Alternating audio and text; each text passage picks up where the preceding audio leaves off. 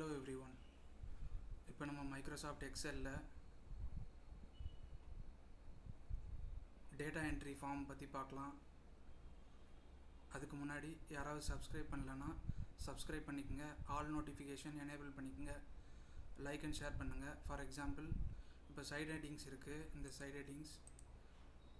Side ஹெட்டிங்ஸை select பண்ணிவிட்டு alt DO கொடுத்தோம்னா ஒரு வார்னிங் வரும். அதில் ஓகே கொடுத்தோம்னா நம்மளுக்கு இந்த டயலாக் பாக்ஸ் வரும். இப்போ நம்ம டேட்டா என்ட்ரி ஈஸியாக பண்ணலாம்.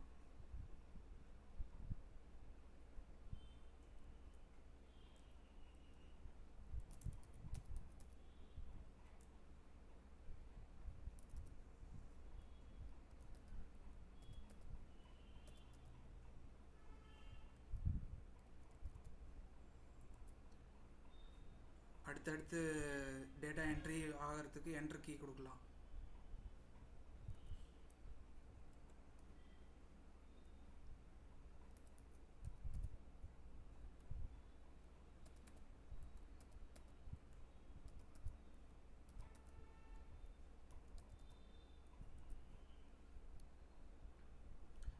இதுதான் டேட்டா என்ட்ரி ஃபார்ம். ஃபஸ்ட்டு இந்த சைட் ஹெட்டிங்ஸ் நம்ம கொடுத்துக்கணும்.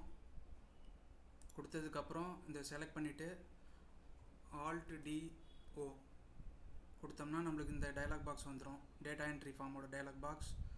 அதில் நம்ம என்ட்ரி பண்ணிக்கலாம். மறுபடியும் டெலீட் பண்ணணும்னா டெலீட் பண்ணிக்கலாம். மறுபடியும் என்ட்ரி பண்ணணும்னா நியூ கொடுத்து என்ட்ரி பண்ணிக்கலாம்.